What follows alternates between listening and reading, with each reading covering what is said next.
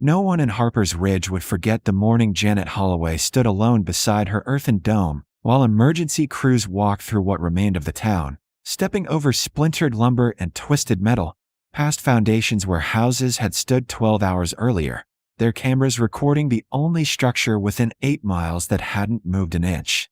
A smooth mud and clay hemisphere rising from the Kansas prairie like something ancient and immovable, without a crack in its surface, without a shingle torn loose, because there were no shingles to tear. Just earth packed so tight it had absorbed a direct hit from an EF4 tornado and simply stayed.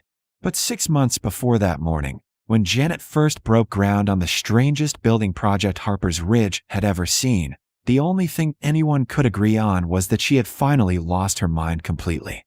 It started the week after her conventional ranch house sold to a young couple from Wichita. Janet had lived there 17 years, raised her daughter there, buried her husband from there. But after Emily left for college and the mortgage finally cleared, Janet looked around at the wood-framed structure with its vinyl siding and asphalt roof and realized something that had been growing quietly in her mind for years. She didn't trust it anymore. Not after 3 tornado warnings in 2 years. Not after watching her neighbors' homes damaged by hail, straight-line winds, and storms that were arriving harder and faster than the weather patterns she'd grown up with. Not after spending too many nights in her basement listening to the house groan above her, wondering if this would be the time it came apart. So she sold it, bought 4 acres of flat grassland on the eastern edge of town, and told exactly no one what she was planning until the day contractors arrived with truckloads of clay, sand, and something called superadobe bags that looked like oversized sandbags stacked in her driveway. By noon, half the town had driven past to stare. By the next morning, the jokes had already started at the co-op. "She's building an igloo," someone said, drawing scattered laughter near the seed display. "Looks more like a mud hut," another replied, "like something out of National Geographic." And when Janet herself appeared later that afternoon to pick up gravel, the man at the counter couldn't resist. "You really think bags of dirt are going to hold up out here?" Janet met his eyes steadily. "Better than wood and drywall when the wind hits." The man shook his head, still smiling. "Ma'am, tornadoes don't care what you built. When they come, they take everything." "Maybe," Janet said quietly, handing him cash. "Or maybe we've been building wrong the whole time."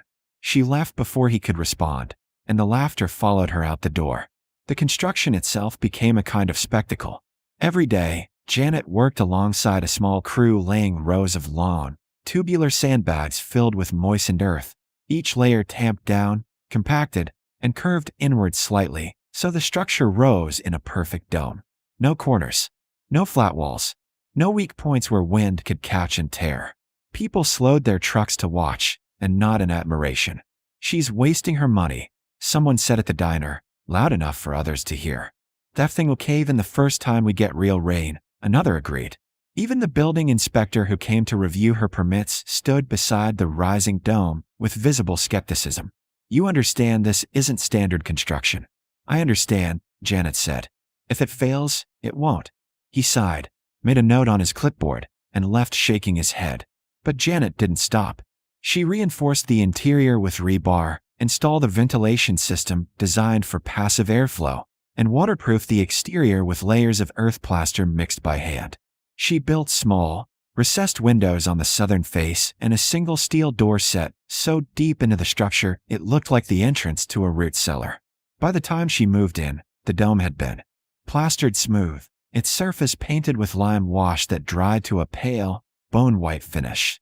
It looked entirely out of place on the flat Kansas prairie, too low, too round, too strange. And the ridicule sharpened. At the gas station, someone asked if she was starting a cult. At the grocery store, a woman said loudly to her friend, "Imagine living in a dirt pile by choice." Janet's daughter called from college, her voice tight with embarrassment. "Mom, people are posting pictures online. They're calling it the Hobbit house." Janet stood in the center of her new home, where the curved ceiling rose 15 feet above her and the temperature remained steady without air conditioning, and said simply, "Let them talk." Because she had built something no one in Harper's Ridge understood. Something that didn't fight the wind, it diffused it. Something that didn't resist the rain, it absorbed and shed it. Something shaped like the hills themselves, low and anchored, designed not to stand out, but to endure. And when the sky turned green 3 weeks later, she would be the only one ready. The morning of May 14th started ordinary enough, hot, humid, with a heavy stillness that made the air feel thick as wool. Janet spent the early hours tending the small garden she'd planted beside the dome, her hands working the soil while the sky remained pale and hazy overhead. By noon, the temperature had climbed past 90, and the birds had gone quiet. She noticed that first. Then the light changed. Not dramatically, but in that subtle way people who'd lived through tornado season recognized instantly. The sky taking on a greenish tint, the clouds flattening into a low, bruised ceiling that seemed to press down on the land. Janet straightened, wiped her hands, and walked inside to check the weather radio. Severe thunderstorm watch upgraded to tornado warning for Harper County and surrounding areas. Large and extremely dangerous tornado confirmed on the ground near Clearwater, moving northeast at 35 miles per hour. Residents are advised to seek shelter immediately. Janet switched off the radio. She didn't need to hear more. Outside, across the fields, and through the scattered neighborhoods of Harper's Ridge, people were just beginning to react. Sirens wailed from the volunteer fire station. Trucks pulled hastily into driveways. Families hurried toward basements and interior closets, dragging blankets and flashlights, doing what they'd always done. But Janet simply locked her door, checked the ventilation, and sat down at her small kitchen table inside the dome. The first gust hit 20 minutes later, a sudden, violent shove of wind that rattled windows across town and sent trash cans tumbling down empty streets. Inside the dome, Janet felt almost nothing. A faint pressure change, a distant moan of air moving past the curved exterior. But the structure itself didn't shift. Then the rain started, not gradually, but all at once, a roaring deluge that turned the world outside gray and formless. Thunder cracked so loud it felt physical, and lightning lit the interior of the dome in brief, white flashes through the small windows. Janet sat still, hands folded, listening. The wind built steadily, howling now, a sound like freight trains and jet engines combined. Across town, shingles began tearing loose. Siding peeled away from houses in long strips.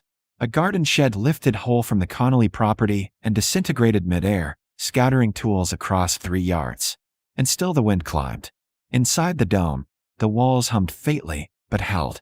The curved surface offered nothing for the wind to grip, no corners to pry, no flat planes to hammer against.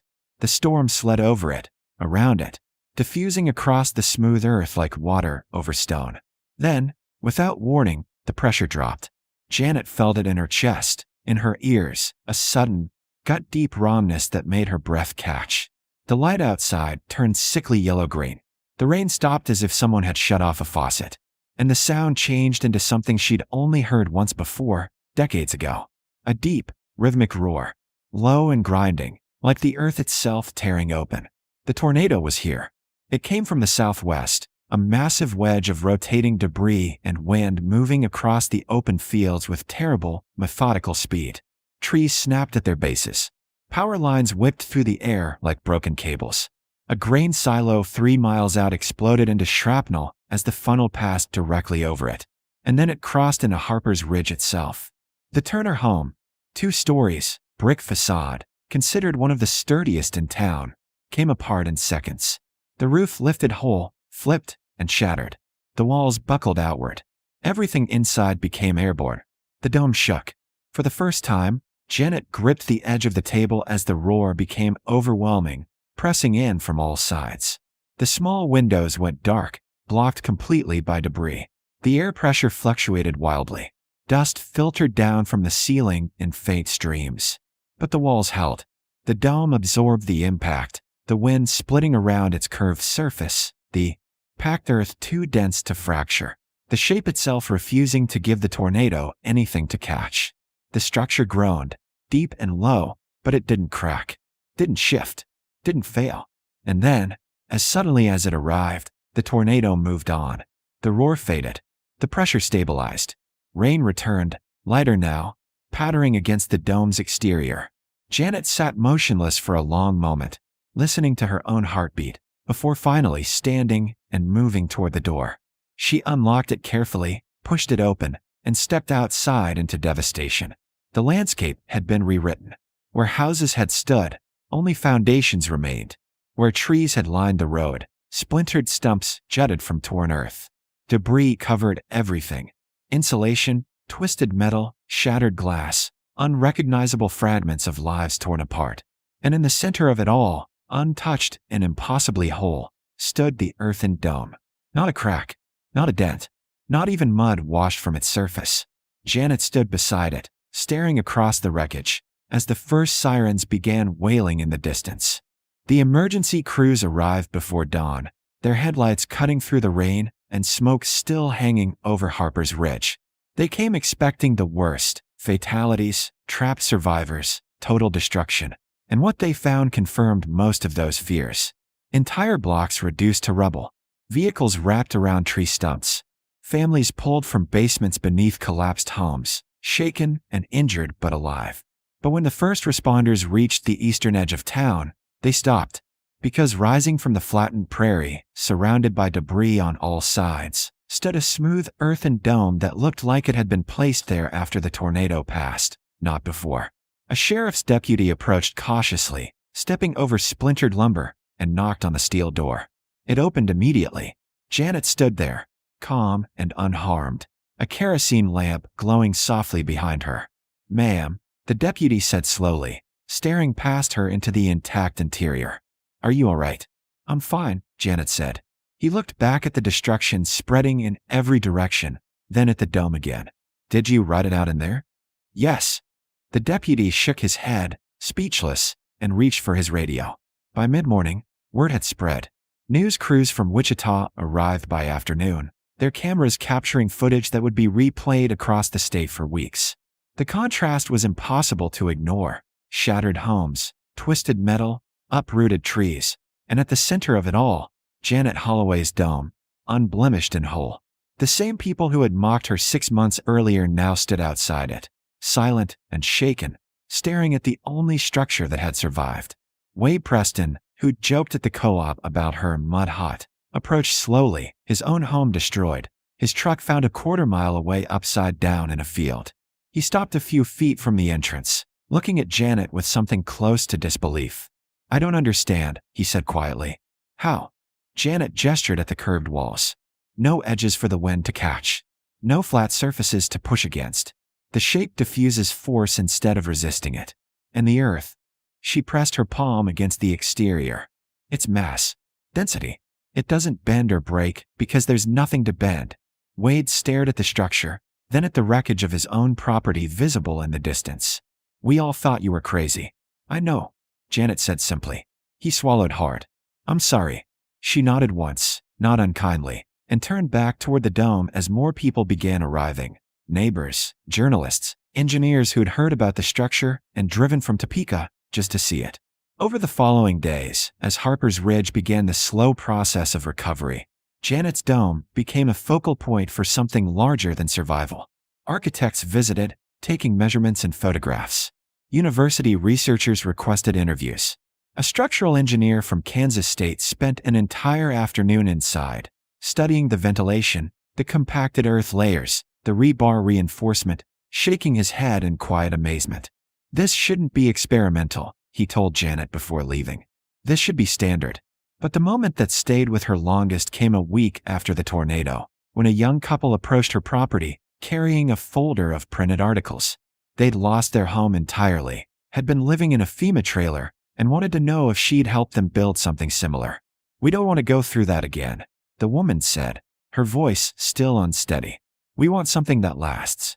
Janet looked at them both, then nodded slowly. "I'll help you." By autumn, 3 more domes had risen on the outskirts of Harper's Ridge, smaller than Janet's, but built with the same principles. Curved walls, compacted earth, structures shaped to diffuse rather than resist. And though the town still carried scars from the tornado, something had shifted in the way people thought about safety, about permanence, about what it meant to build a home in a place where storms didn't ask permission.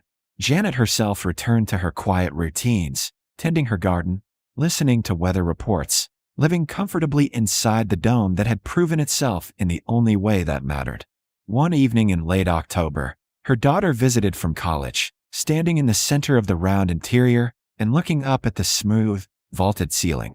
It's beautiful, Emily said softly. I didn't see it before. Janet smiled faintly. Most people don't. Not until they need to. Emily walked slowly along the curved wall, running her hand across the surface. Are you going to keep living here forever? Janet glanced toward the small window where the prairie stretched flat and endless under a pale sky. Probably, she said. It's the safest place I've ever known. And outside, the wind moved gently across the land, sliding over the dome without resistance, just as it was designed to do. Proof that sometimes the strongest structures aren't the ones that fight the storm, but the ones built to let it pass.